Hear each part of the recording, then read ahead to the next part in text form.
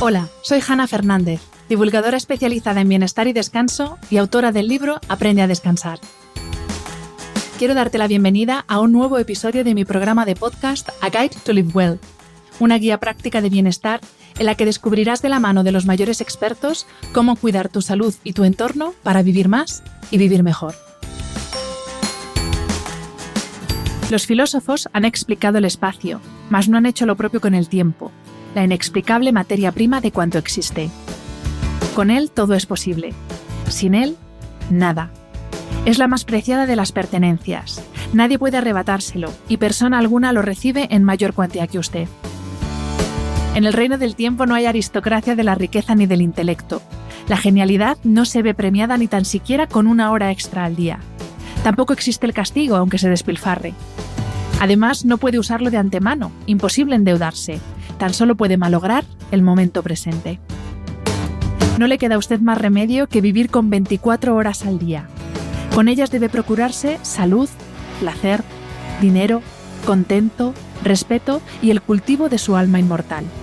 Su correcto y óptimo aprovechamiento es asunto de máxima urgencia. Arnold Bennett fue un prolífico escritor británico de novela y ensayo a quien le he tomado prestado el fragmento que acabas de escuchar. Pertenece a su obra Cómo vivir con 24 horas al día. Y si no fuera porque el libro se publicó en 1908, perfectamente podríamos pensar que es parte de uno de los cientos de miles de artículos y libros que se publican a diario sobre la famosa trampa de la productividad y esa necesidad del ser humano moderno de hacer cosas, muchas cosas, aunque no tenga claro para qué las hace. Para ser productivo, la solución no consiste en hacer que tu día tenga más horas. Es imposible. Pero incluso si eso fuera posible y lo consiguieras, lo único que harías sería llenar tu tiempo con más cosas que hacer y seguir viviendo sin disfrutar de casi nada de lo que haces. Porque tu objetivo ha dejado de ser vivir y ha pasado a ser hacer. Lo que haces con tu tiempo es lo que haces con tu vida misma. Tu tiempo es tu vida y a lo único a lo que podemos aspirar es a emplearlo y aprovecharlo mejor. Se dice que nadie tiene suficiente tiempo. Sin embargo, todo el mundo tiene todo el tiempo que hay. Y para hablar de cómo gestionar, aprovechar y disfrutar nuestro tiempo, cuento hoy en el podcast con Fabián González, escritor, profesor, podcaster, conferenciante, mentor de expertos y emprendedores y autor del libro La Agenda de Cuarta Generación.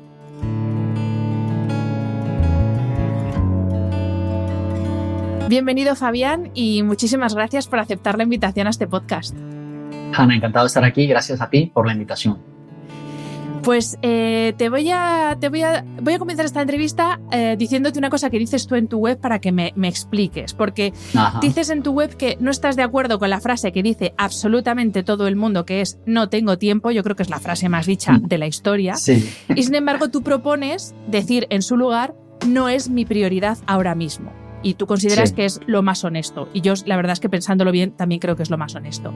Entonces, la primera pregunta es, ¿qué tiene que ver el tiempo con las prioridades?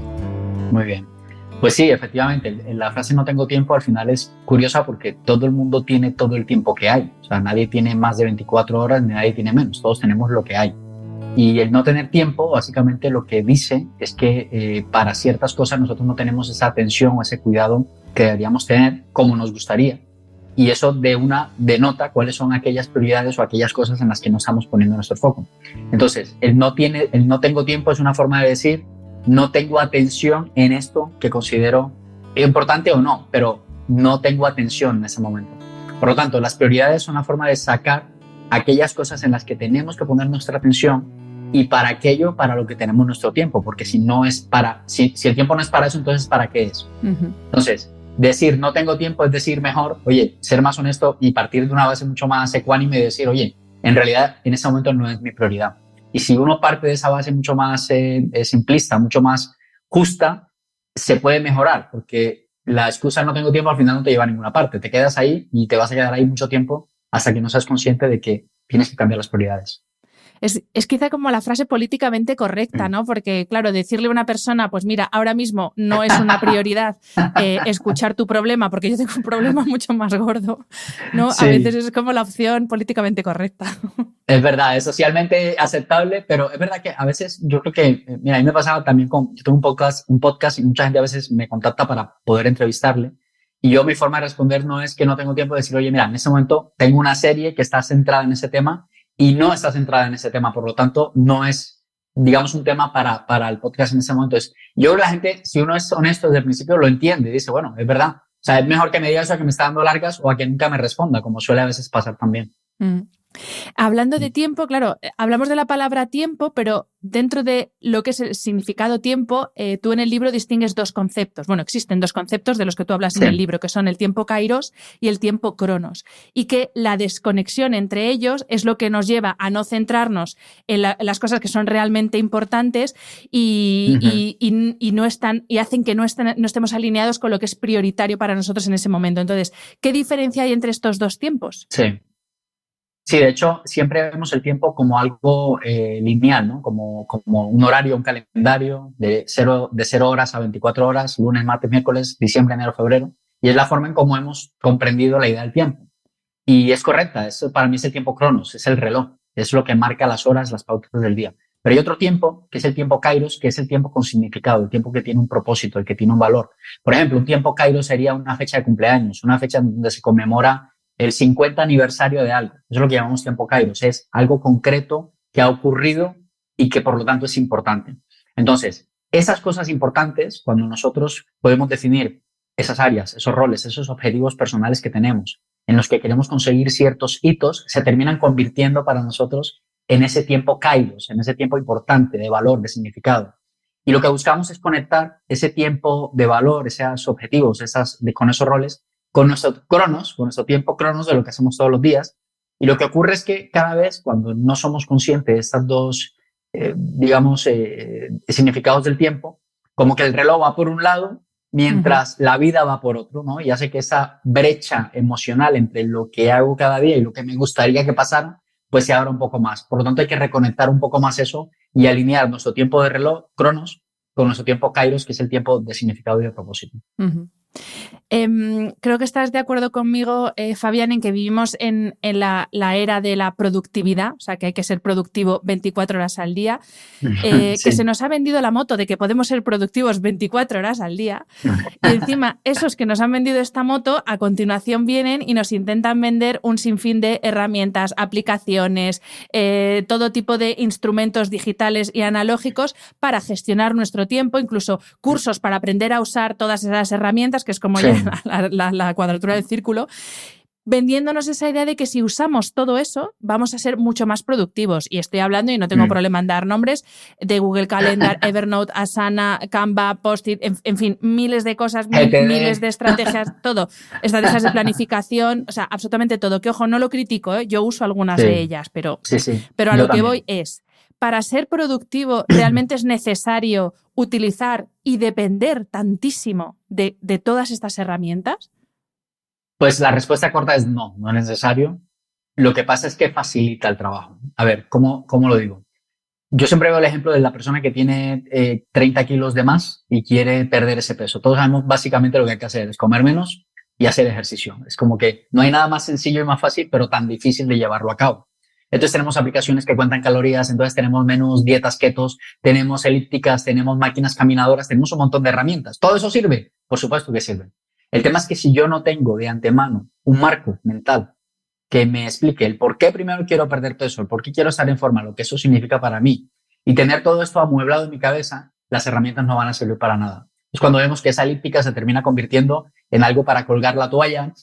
Es cuando vemos que se dobla y se mete debajo de la cama, porque no hay primeramente un convencimiento de que necesito estar sano, de que necesito estar en forma para estar con más tiempo con mi familia. Y eso pasa lo mismo con estas herramientas. Entonces el Evernote, el Asana, el GTD, todo esto al final terminan convirtiéndose en complementos mal utilizados que no van a ninguna parte, no me alinean mi tiempo cronos con mi tiempo kairos, no están conectados con prioridades, simplemente hacer por hacer. Pasamos de ser, de esa idea de ser humanos a hacer quehaceres humanos. ¿Sí? Donde tengo que tener la sensación de estar ocupado para sentir que soy útil y productivo. Y eso no tiene nada que ver con productividad. Y encima es que son herramientas que se supone que te ayudan a gestionar el tiempo, pero muchas veces cuando realmente no es lo que tú necesitas, lo que te hacen es perder el tiempo. O sea, estás perdiendo el tiempo en una cosa que se supone que te está ayudando a maximizar y optimizar tu tiempo. O sea, es como... Lo has clavado. O sea, eso es. Es como el caos yo le llamo el caos de la productividad. me toma más tiempo gestionar la herramienta que hacer lo que tengo que hacer. Ahí está. Entonces, cuando empezamos a encontrar estas situaciones en las que, por ejemplo, GTD es una herramienta que yo aplico algunas cosas en el correo electrónico, pero si tú para organizar el tiempo tienes que aprender primero GTD para poder hacer GTD, entonces ya vamos mal. Porque se supone que a mí a veces me ocurre con unos clientes, oye, Fabián, no tengo tiempo para organizar mi tiempo. O sea, es como que estamos tan llenos de cosas que si tengo que sumarle otra más, al final no voy a ser más productivo, voy a ser más improductivo. Pues hablando de productividad, que quizás deberíamos haber empezado por aquí, ¿qué entendemos por ser productivo? Que ya sabemos que no es hacer muchas cosas. Eso es. O sea, sí que puede entrar dentro de la definición de hacer muchas cosas, pero bueno, que es algo más. Efectivamente. Muchas cosas. Sí, si lo miramos desde el punto de vista, digamos, etimológico, y si hablamos de productividad, por ejemplo, en economía, estamos hablando del nivel de capacidad que tiene alguien para hacer cosas. O sea, si lo miramos, en realidad es como que entre más cosas haces, da igual qué, más productivo eres, ¿vale? Y eso puede tener cierto sentido. Pero el enfoque que a mí me gusta darles no hacer por hacer, sino que aquellas cosas que hagas en tu tiempo de reloj, en tu cronos, estén alineadas con aquellas cosas de tu brújula que tienen que ver con ese tiempo kairos y que están permitiendo que esos objetivos, que esas cosas que te has propuesto en tus roles, realmente se hagan. Entonces es mucho más productivo una persona que se enfoca en 4 proyectos en el año y que finalmente puede llevarlos a cabo y puede tener esa vida balanceada y equilibrada, y una persona que hace 100 proyectos, no termina ninguno y al final va con la lengua afuera todo el día.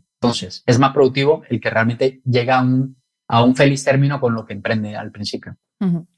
Hablábamos justo al comienzo de la entrevista de que a veces el problema puede no ser tanto el gestionar nuestro tiempo, sino el tener claras cuáles son nuestras prioridades. Pero claro, aquí chocamos de nuevo con uno de los mantras de este mundo moderno en el que nos ha tocado vivir, que es la famosa frase de tú puedes hacerlo todo y además tienes que hacerlo todo y tienes que serlo todo. Entonces, claro, así como prioriza uno.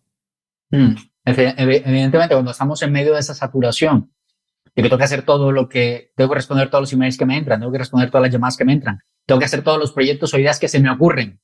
Y al final es esa sensación de soy realmente útil cuando siento que estoy ocupado.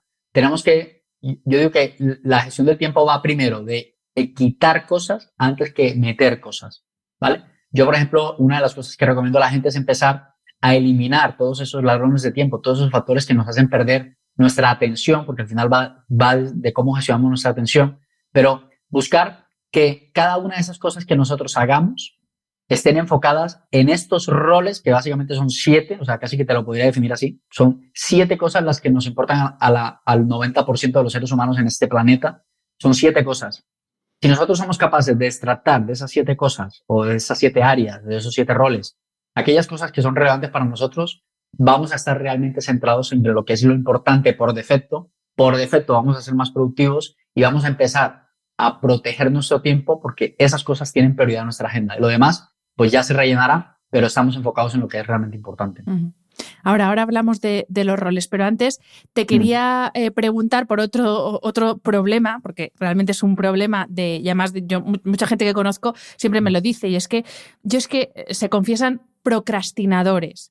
Y quizá el hecho de que tantas personas se confiesen que procrastinan prácticamente todos los días, quizá tiene que ver eso, el que tenemos tantísimas cosas que hacer que no sabemos por dónde empezar.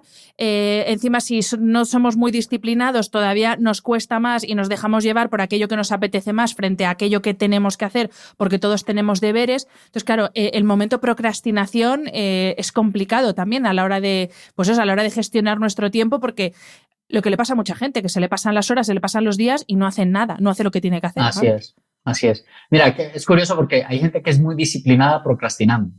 O sea que... Por paradójico que suene. Es curioso porque al final la procrastinación no significa que la gente no haga cosas, significa que cambia de interés, sabe que aquello que tiene que hacer no lo hace, en lugar hace una cosa que regenere más satisfacción, más placer. Entonces la procrastinación no es inacción, es simplemente hacer otra cosa que me produzca más placer. Y el no tener esa claridad, el no saber realmente qué es lo que tengo que hacer, que es de los factores yo creo que lleva a esa procrastinación. Como no sé por dónde empezar, pues me cuesta mucho más, mejor me veo una serie en Netflix o me veo una película o me duermo o me voy al bar o hago algo que no tiene nada que ver. Entonces, clarificar si partimos de estos roles, si partimos de esas áreas, que ahora nos vamos a meter, pero como tener muy claro que hay 7 aspectos concretos en nuestra vida que son las que mueven nuestra satisfacción, nuestro bienestar, y que estamos dedicando tiempo a atender cada una de esas cosas, primero, clarifica por dónde tenemos que tirar. Segundo, nos va a dar esa motivación para que prefiramos estar haciendo eso en lugar de hacer otra cosa. Y lo tercero, va a generar esa disciplina para que nosotros realmente hagamos lo que tengamos que hacer. La disciplina al final es una secuencia de hábitos que nosotros vamos desarrollando a medida que vamos notando resultados en las cosas que hacemos, ¿vale? Pero si tú no sabes qué es lo que tienes que hacer, si además haces y no ves resultado, y además no ves resultado, pues al final pues es normal que la gente tiende como a echar todo al traste y tirar por otro camino. Vamos a hablar, Fabián, de esos 7 roles, porque seguro que estará la gente diciendo, venga, pero dime los roles ya, que me lo has dicho ya 2 veces. Venga, ya. Y no me has dicho cuáles son. Entonces, suéltalo. Vamos a hablar, si te parece, de esos roles que al final, cuando uno hace, yo que he leído tu libro y los que lo lean lo van a entender, cuando uno se para y piensa y reflexiona sobre su vida, sobre sus intereses, inquietudes, prioridades, sobre lo que es realmente importante, efectivamente se da cuenta de que, pues eso, de que no somos tan distintos y que todos más o menos tenemos como los mismos ámbitos de preocupación / priorización, preocupación en el buen sentido. Entonces vamos a hablar, si te parece, de esos 7 roles, a ver si los que nos escuchan se sienten identificados. Claro que sí. Mira, en el libro, bueno, por cierto, el libro se llama La Agenda de Cuarta Generación y básicamente yo lo que planteo es que nosotros tenemos como 4 dimensiones como muy claras en nuestra vida personal, que es la parte espiritual, la parte física, la parte mental y la parte social. Y cada una de estas áreas, de estas dimensiones, digamos que desglosan 2 roles. En realidad son 8, yo digo 7, pero porque hay uno en especial que es el que ayuda a controlar el resto de cosas, ¿vale? Entonces, por ejemplo, en la parte espiritual hay 2 roles concretos que ayudan como a esta parte. Stephen Covey, en su libro Los 7 hábitos, habla como la idea de dejar un legado, ¿vale? Es como una de las necesidades del ser humano. Y está esta parte de conexión, un rol de conexión y trascendencia, es decir, que hay algo mucho más grande que nosotros, que nos conecta con algo superior. Pues eso, incluso yo siempre digo, aunque la gente no sea creyente y aunque sea atea, su creencia es que no cree. O sea, cuando alguien dice, pero es que yo no creo en Dios, vale, esa es tu creencia. Por lo tanto, sí que tienes ese rol de trascendencia y conexión, porque hay una creencia en que no hay nada. Sí. ¿Vale? Luego está esta parte de desarrollo y crecimiento personal, que es la parte que tiene que ver más con la forma en cómo yo me voy forjando un propósito, un llamado, digamos, por el cual estoy acá. Y esos 2, digamos que se constituyen dentro de esa dimensión. Luego está la parte mental, que tiene que ver más con la parte profesional, laboral, de negocios. Eso es un rol muy importante. Diría que el 70% de nuestro tiempo se va ahí, haciendo esta parte. Y ahí es donde meto este otro rol que Covey le llama el hábito de afilar la sierra, ¿no?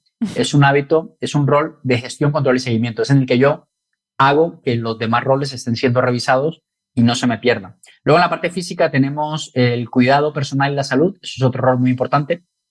Bueno, es básicamente el horno y todo esto, pues evidentemente sí que sabes muchísimo más que yo por el tema del cuidado del sueño, pero es un rol muy importante porque para mí es como la base para que lo demás funcione bien.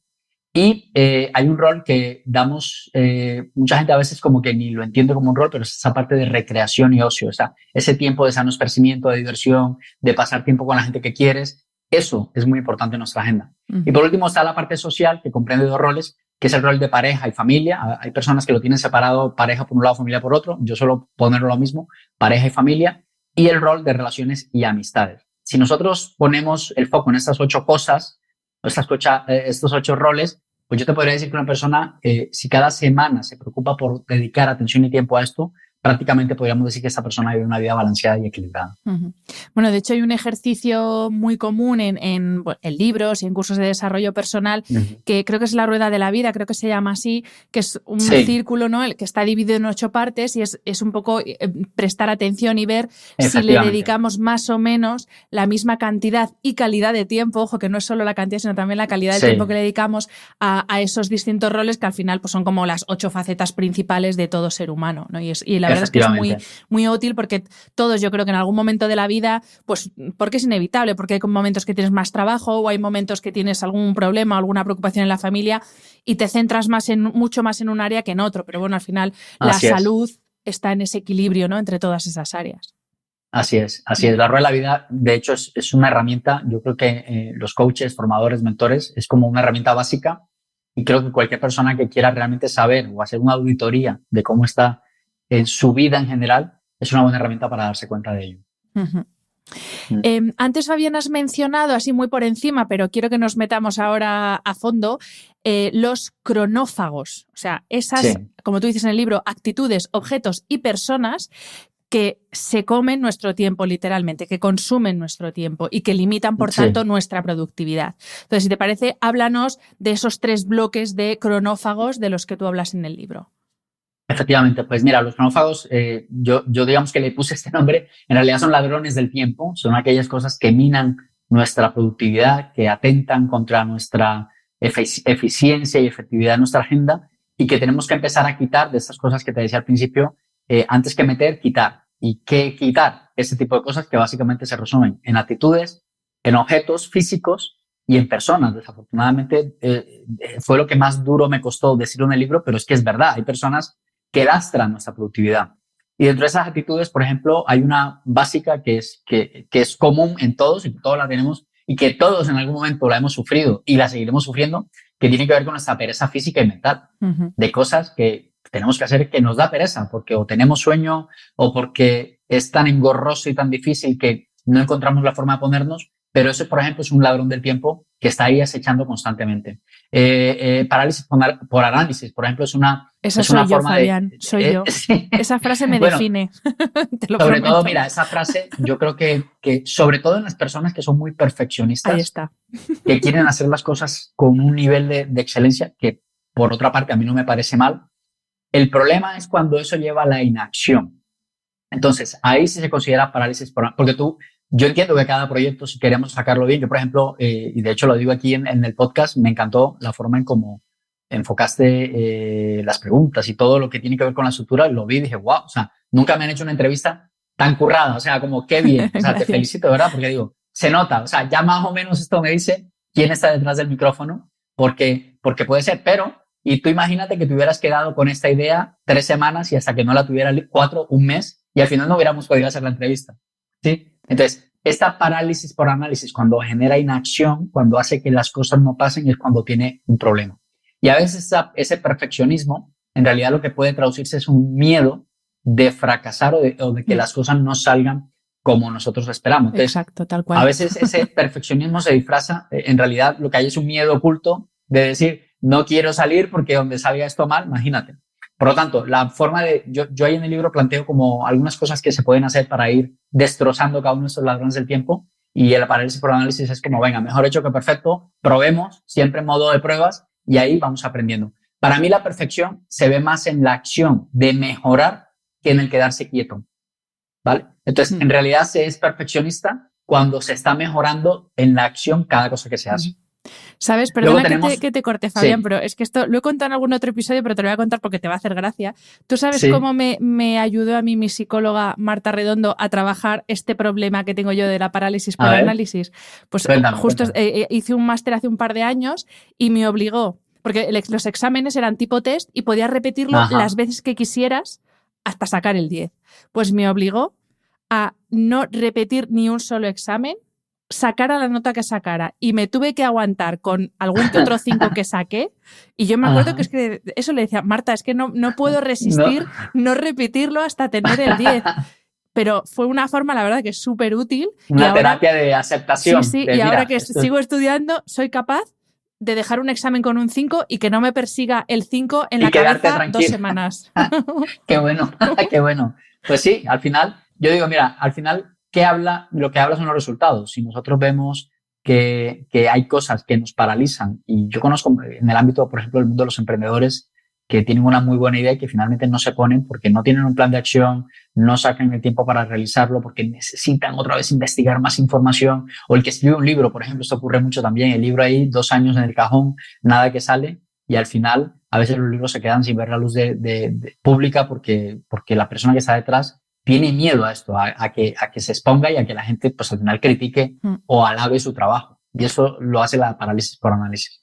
Pero fíjate, eso son actitudes. Cuando vemos cosas como que tienen que ver con objetos, un objeto muy, muy claro es el móvil, es el celular, es esto. Esto que puede ser una palanca de desarrollo impresionante, puede convertirse al mismo tiempo en una palanca de no atención, de distracción constante, e incluso se puede convertir en un peligro dependiendo de la situación en la que estés.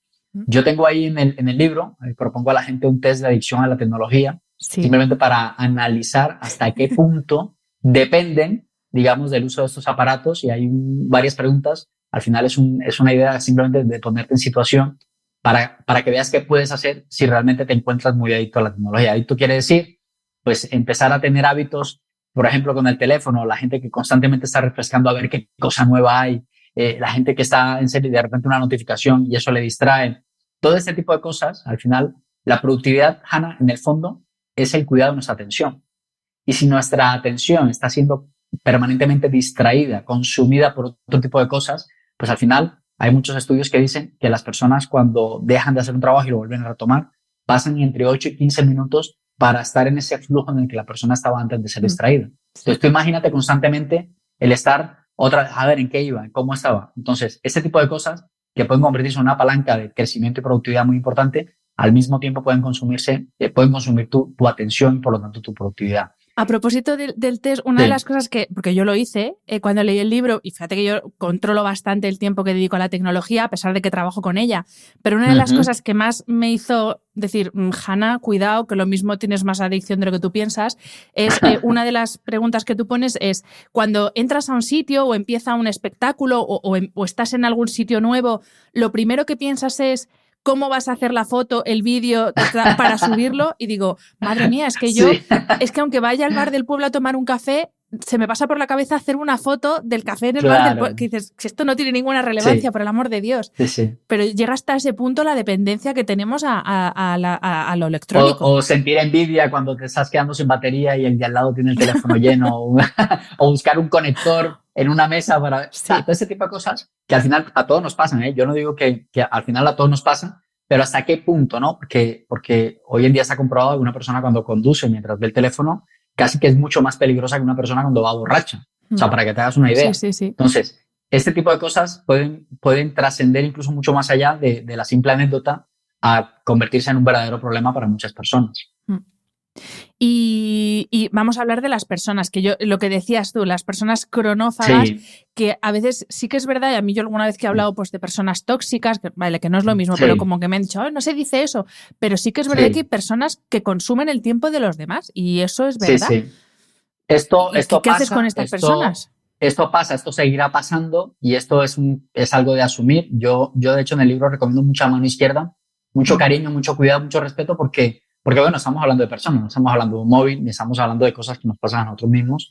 Y suele pasar que la gente a veces, la gente cuando no tiene una percepción del tiempo o cuidado del tiempo como la puedes tener tú, pues al final no se da cuenta de esto y pues te hace una llamada a una hora en la que de pronto no puedes atenderle, o te gasta más tiempo, o te la encuentras por la calle y de repente empieza y se forma una conversación. O sea, hay un montón de momentos específicos en lo que las personas nos cuentan su vida. Por ejemplo, imagino a ti que trabajamos con personas, que damos servicios, pues a veces la gente nos cuenta su vida y un montón de cosas que a veces uno preferiría no saber o que no van a ningún punto, o que ni siquiera son clientes. A mí me pasaba mucho, por ejemplo, con la firma de libros, cuando hacía una presentación y tal, la gente me contaba sus historias y tenía gente que atender, que estaban interesadas en algún tipo de servicio y tal, y yo empecé a entender que si no limitaba mi atención y mi tiempo a ese tipo de personas, pues al final estaba perdiendo oportunidades por otro lado, pero tampoco le estaba haciendo un favor porque esa misma persona me la volvía a encontrar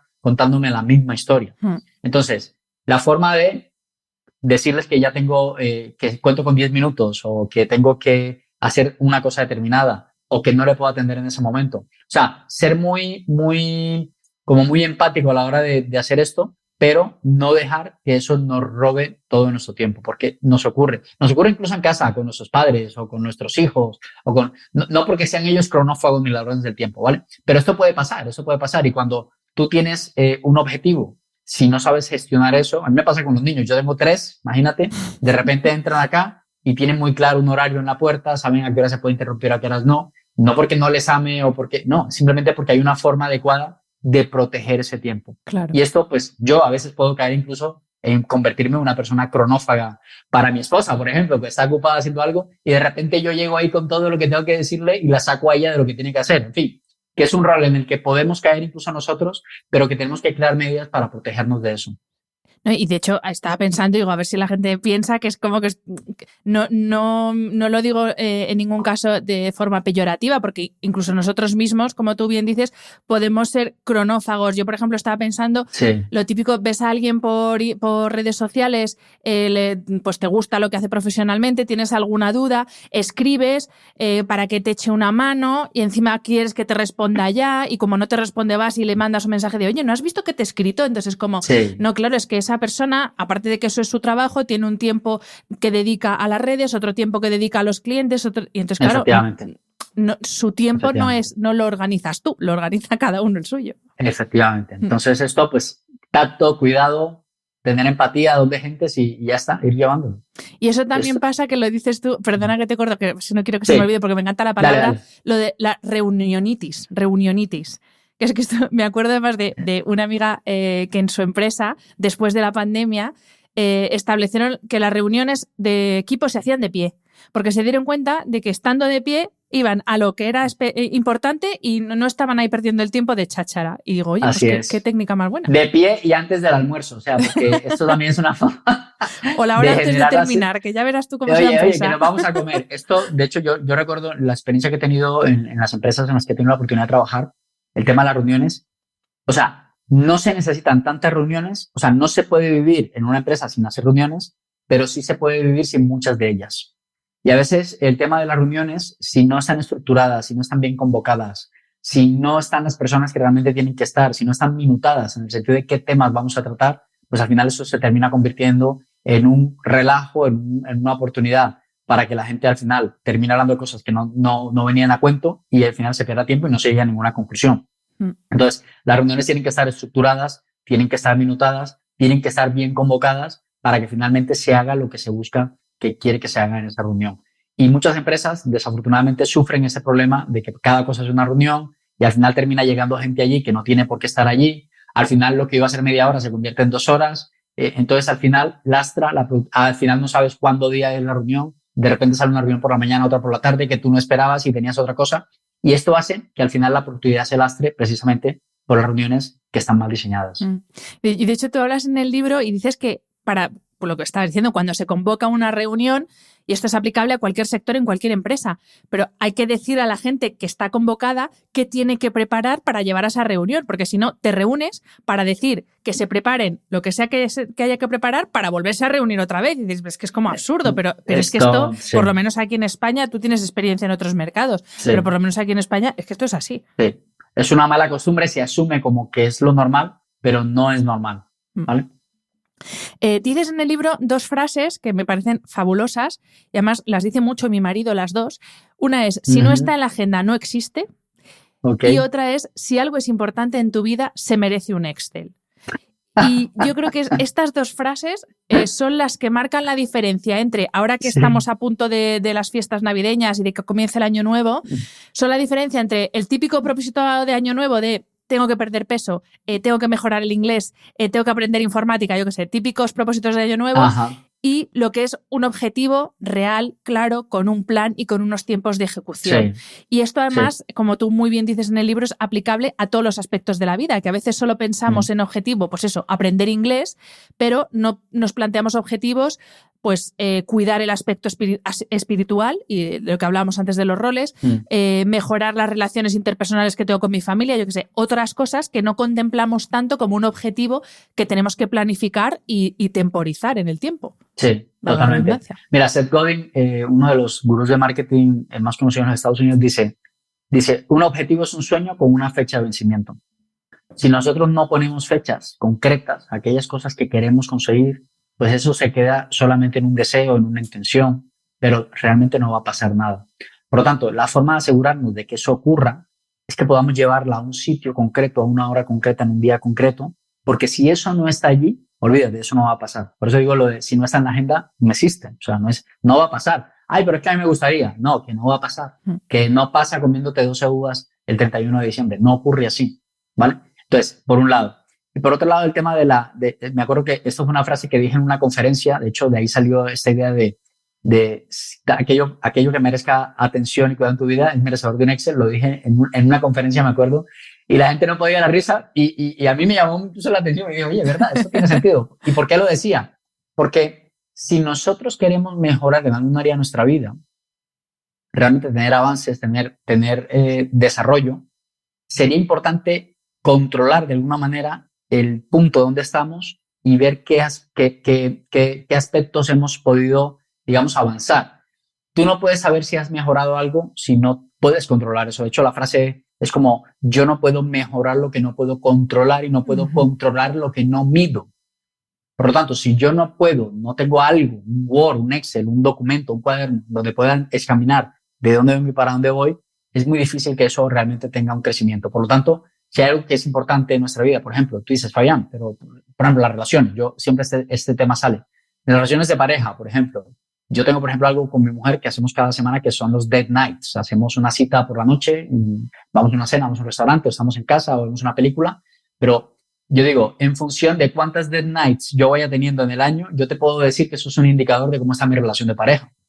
En función de cuántas veces hago actividades con mis hijos, o sea, porque es la manera en cómo medimos eso. Entonces, fíjate una cosa tan cualitativa como son las relaciones, cómo con cosas concretas se pueden medir. Entonces, tener algo en lo que tú puedas hacer esta medición, este control, es muy importante para saber realmente si estás avanzando o no, porque si merecen la pena las relaciones de pareja, los hijos, tu trabajo, tus finanzas, por ejemplo, las finanzas, que la gente quiere mejorar sus finanzas. Bueno, ¿dónde está ese Excel que te muestre cuánto has ingresado, cuál es tu presupuesto, cómo vas a gastar el dinero? ¿Dónde está eso?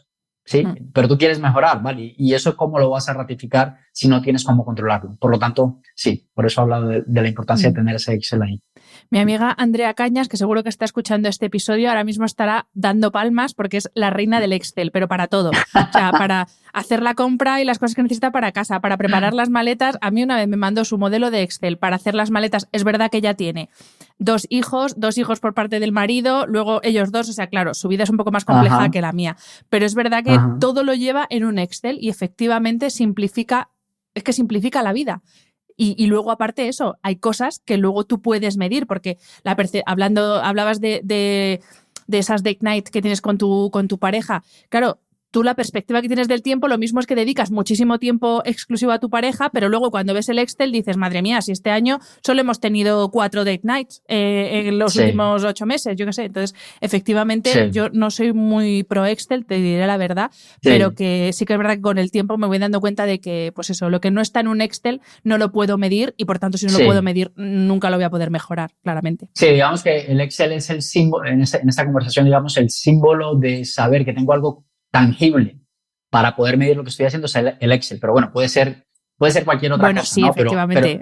Pero una forma en la que yo diga, esto realmente se está haciendo, esto está ocurriendo. Sí. Mira, cuantitativamente esto es lo que ha pasado, es como, por ejemplo, el gimnasio, la gente que lleva, oye, quiero estar en forma. ¿Qué es eso de estar en forma? Es pesar cuántos kilos, es tener cuánto medida de cintura. ¿Cuánto es eso? Sí, porque si yo soy capaz de ponerlo en algún lado y tener ese control en el que quiero ver realmente ese cambio, pues tiene que estar controlado en alguna parte. Sí. Y esto yo creo que a muchas personas les da pereza, les parece robótico, les parece rutinario, pero al final yo digo, ¿qué prefieres? ¿Eso o el caos de ver qué pasan los días, la vida y no has podido conseguir lo que te has propuesto, de que las relaciones están rotas, de que tus hijos no te conocen en casa, de que el proyecto no avanza, de que sigues quebrado y no facturas lo suficiente? O sea, ¿eso es lo que prefieres a cambio de crear esos rieles y esa estructura? Exacto, y eso, llámalo Excel, llámalo nota en el iPhone, llámalo diario, llámalo como quieras, pero efectivamente una herramienta. Y vamos a entrar a hablar ya de la agenda de cuarta generación, pero antes de hablar de esa propuesta que haces en tu libro, te quiero preguntar por cómo es la agenda que destruye nuestra productividad, porque claro, a lo mismo aquí mucha gente dice, ostras, pues mi agenda tiene mucha pinta de esto que está diciendo Fabián. Pues mira, hay una primera, Hanna, que es el tema de que no llevo agenda. O sea, hay mucha gente que sencillamente su agenda es no llevar agenda. Y eso, o sea, su agenda es llevar notas mentales y a medida que va pasando el día acordándose de lo que tiene que hacer. Y eso no solamente mata la productividad, sino que mata hasta tu salud mental, ¿vale? Sí, totalmente. Porque llevar las cosas en la cabeza no es una forma apropiada de llevar a cabo, de gestionar tu vida misma, ¿vale? Entonces, no, Fabi, no tengo buena memoria, a mí tal. Mira, esa persona constantemente va a tener que recordar cosas que tenía pendiente, tener la sensación de que tiene mucho más de lo que realmente es, porque claro, si tienes 10 cosas en tu cabeza, cuando podrían estar soportadas en un papel, tu sensación va a ser de que tienes muchas cosas que hacer, cuando en el fondo de pronto no están así. Entonces, esa es una agenda que mata la productividad. No te ayuda a avanzar, no te ayuda a gestionar. Pero hay otra agenda que es la agenda rigurosa, apretada, que tus tiempos ya no se miden por medias horas ni por una hora, sino por 15 minutos, 18 minutos, 13 minutos, en 14 minutos tengo que hacer esto. O sea, ese tipo de gestionar la agenda también es una agenda súper, es como que volvemos a lo de tengo que hacer muchas cosas para sentirme útil y productivo, cuando en realidad si quitara el 80% de las cosas que estoy haciendo, mi vida seguiría siendo exactamente la misma. Entonces, esos son como los dos extremos de posibles, el que no lleva nada y lo lleva todo en la cabeza, o el que lo lleva todo al milímetro por el hecho de hacer y de hacer. Entonces, ahí yo creo que si buscamos un punto medio de ese equilibrio en el que sí tenemos una estructura donde ponemos aquellas cosas que son importantes, les damos la atención, la dedicación, el tiempo que se requiere y están alineadas con aquellas cosas que son prioritarias en nuestra vida, pues vamos a tener mucho más balance y mucho más equilibrio. Uh-huh. Decías que esta agenda que destruye la productividad, que es mala para la salud, y te diré que los dos casos que has descrito son dos de los principales enemigos del descanso y del sueño de calidad. Porque el tener muchísimas cosas en la cabeza y no tenerlas en otro sitio, lo que te hace es estar constantemente en tu cabeza recordando qué tienes que hacer para que no se te olvide, y el caso opuesto, eso de tener tantísimas cosas que hacer, como generalmente ese tipo de agendas nunca se cumplen, te genera tal frustración de todo lo que tienes que hacer para el día siguiente que tampoco duermes porque estás pensando en todo lo que se te ha quedado pendiente. Entonces, efectivamente, esta mala gestión de la agenda y del tiempo afecta, por supuesto, a la salud mental y directamente a la calidad del sueño, directísimamente. No, mira, buenísimo. Mira, otro concepto de tu libro que no quiero que se me olvide que mencionemos es el de auditar el uso que hacemos de nuestro tiempo. O sea, ¿cómo puedo saber yo que estoy haciendo un uso adecuado de mi tiempo? Sí. Pues mira, una de las primeras cosas que yo recomiendo, de hecho, aquí dejo como una plantilla en el libro, y es lo primero que hago con mis clientes cuando trabajo el tema de la mentoría para revisar su tema de productividad, es hacer una foto a su estado actual de productividad. No tiene que cambiar nada, simplemente seguir el mismo patrón. Normalmente busco que hagan una semana de lunes a domingo, una semana en la que sea cotidiana, no sea la semana en la que te vas de vacaciones, o no sea la semana en la que tienes una experiencia. No, la semana cotidiana de que vas al trabajo, vuelves, lo normal.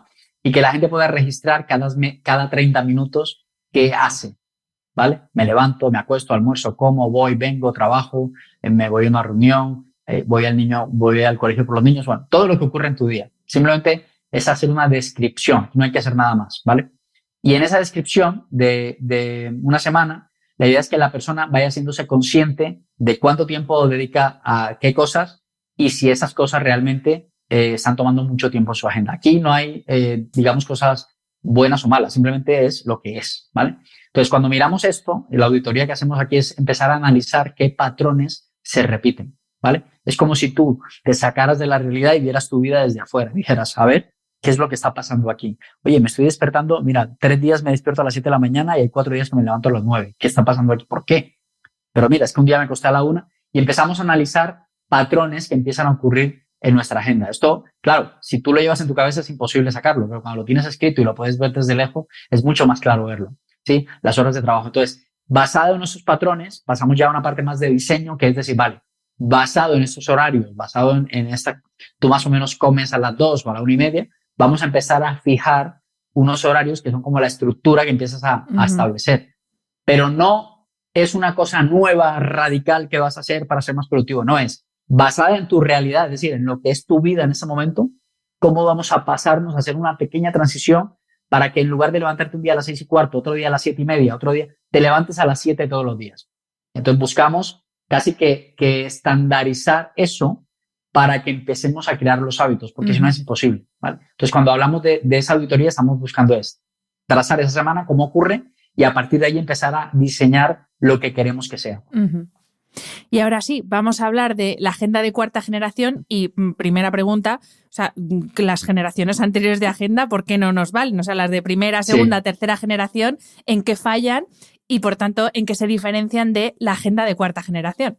Eso es. Mira, la agenda de cuarta generación se alimenta de todas las cosas buenas que trajeron la primera, segunda y tercera y minimiza lo malo que tienen esas generaciones. Este término de cuarta generación se hizo muy popular. El autor Stephen Covey, cuando escribió Los 7 hábitos de la gente altamente efectiva, hay un hábito que se llama, es el tercero, se llama primero lo primero. Y en este hábito él plantea que en la historia de las herramientas del tiempo han habido como 3 olas, ¿vale? Que empezamos con los posits, por ejemplo, que fue la primera generación, el sacar las ideas de la cabeza y ponerlas en un papel. Era como una primera cosa que le permitía a la gente tener la sensación de eficiencia, de puedo chequear y puedo tener la sensación de que he podido hacer cosas en mi vida. Cuenta la leyenda que hay gente que todavía usa los posits para llevar su productividad personal, ¿sí? Y es muy útil. Yo, de hecho, uso listas en mi teléfono. Tengo listas para cosas concretas que necesito llevar. Entonces, no es que esté mal. Es que hay cosas que son mejores y hay cosas que de pronto no son tan convenientes. ¿Por qué? Porque ese papel ahí puede con todo. Ahí se puede meter desde sacar el perro, ir a hacer la compra, tener la date night con tu pareja, hacer el proyecto. O sea, ese papel puede con todo. Y no necesariamente todo lo que escribes ahí se alinea con tu brújula, con tu kairos. Es simplemente cosas que tienes que hacer. Luego pasa la segunda generación, que son las agendas tradicionales estas del Corte Inglés, que conocemos, no sé, lunes, martes, miércoles, jueves, viernes, sábado, domingo, con horarios, con días, que incluso si te pones a mirar, tiene una visión muy laboral de la vida, porque arrancan a las 9 de la mañana y terminan a las 5 de la tarde. Y de hecho, el sábado y el domingo, si te miras, es una sola página que está partida por la mitad. Entonces, es una visión muy laboral de la vida, ¿no? Sí. De que mi vida va en función de mi trabajo y después de 5 no hay vida y antes de las 9 tampoco, ¿vale? Entonces, es como ampliar un poco más este paradigma del tiempo, que realmente son 24 horas y no solamente son 12 horas del día laborales. Entonces, ¿cuál es el problema? La ventaja que tenía es que ya podía agendar con una hora concreta la actividad, pero seguíamos sin saber si esa actividad realmente estaba alineada con mi tiempo kairos o con mi brújula. Era simplemente cosas por hacer. Y luego en la tercera generación ya nos vamos a una parte más tecnológica, al Google Calendars, nos vamos a los Evernotes, nos vamos a los Asana, nos vamos a todas estas herramientas que ayudan a gestionar mejor nuestro tiempo, pero que se quedan cortas a la hora de saber si eso se conecta con mi brújula o con mi reloj. Entonces, ¿cuál es la revolución que busca la gente de cuarta generación? Es decir, vale, oye, todo esto está muy bien, el de listar, el de poner una hora concreta, el de adaptarme o complementarlo con una herramienta tecnológica, pero la pregunta que nos tenemos que hacer es, ¿eso está conectado con tus objetivos, de tus roles, de tu brújula o no? Porque si no está conectado, porque si lo que tiene que hacer el lunes a las 9 de la mañana no alimenta la consecución de algún objetivo, de algunos roles, entonces estás perdiendo el tiempo, no estás haciendo nada. Entonces, el cambio que busca es plantearlo en el segundo cuadrante. La matriz de Eisenhower explica muy bien esos cuadrantes de urgente, importante, no urgente, no importante. Ese segundo cuadrante, el que plantea lo importante, no urgente, es donde debería estar centrada nuestra atención del tiempo. Y ahí es donde opera, digamos, la agenda de cuarta generación, en esas cosas que son importantes, pero que no son en la prevención. Y hablas también de que esa agenda de cuarta generación es la que, eso incluye por encima de todo el propósito, que es que a veces cuando hablamos de propósito como que la gente piensa en cosas como muy espirituales y no lo asocia tanto a que ese propósito que tú tengas en la vida también tiene que estar planificado. Entonces me gusta mucho cuando lo explicas en el libro eso, hablando de que esa agenda de cuarta generación es la que está enfocada no en hacer un listado de cosas poniéndolas al lado de la hora a la que hay que hacerlas, sino en generar una serie de acciones que te acerquen y que vayan en la dirección de ese propósito.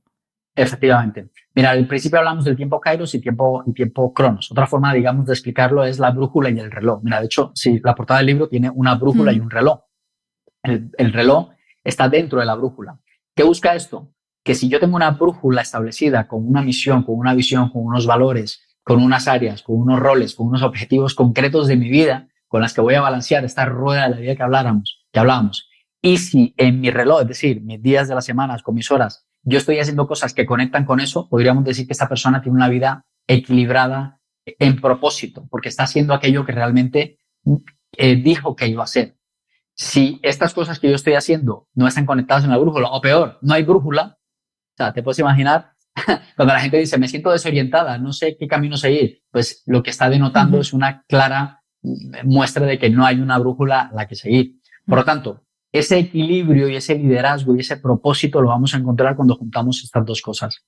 Que mi vida, mi tiempo, mis horas, todo lo que hago cada día está direccionado a aquellas cosas concretas que yo ya he determinado para mi vida por las cuales voy a cumplir mi propósito, que básicamente son el dejar un legado, el vivir, el amar y el aprender. Básicamente, si lo pudiéramos resumir en esas cuatro, son como cuatro necesidades en las que nos cumplimos como seres humanos nuestro propósito. Uh-huh. También mencionas, Fabián, en el libro, que me hizo mucha gracia porque yo soy súper fan de Robin Sharma. Súper fan. Ajá. Y hablas de, pues eso, que tú hiciste el intento de unirte al club de las 5 de la mañana, pero que vamos, que para ti era imposible lo de levantarte a las 5, para ti como para prácticamente el 100% de la población española. Claro, yo a veces cuando hablo de Robin Sharma la gente me dice, sí, claro, pero a ver quién es el guapo que se levanta a las 5. Y digo, a ver, es que esto hay que entenderlo como una herramienta que luego tú tienes que adaptar a tu vida y a tu estilo de vida, ¿no? Y lo importante que es que no intentes imitar la agenda de otra persona o el sistema de otra persona y también que no intentes implementar absolutamente todos los sistemas porque te vuelves loco, sino que descubras cuál es el que más encaja pues, con tus prioridades, con tu propósito, con tu estilo de vida, con tu cronotipo, si me apuras, porque si no, eso, intentar vivir la agenda de otra persona es muy difícil. Pues es curioso, sí, porque al final yo estuve creo que casi 6 meses con esta tendencia de las 5 de la mañana, que te digo, en el tiempo que estuve yo me sentía el amo del universo. O sea, yo a las 7 de la mañana yo ya había logrado no sé cuántos objetivos cuando la gente apenas se estaba levantando.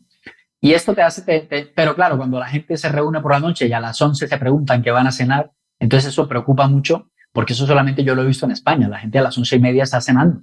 Entonces, claro, si necesitas 2 horas para irte a la cama, eso quiere decir que te vas a acostar a las 2 de la mañana. Es inviable permanecer tanto tiempo durmiendo solo 3 horas, o bueno, por lo menos en mi caso, yo es que estaba hasta de mal humor.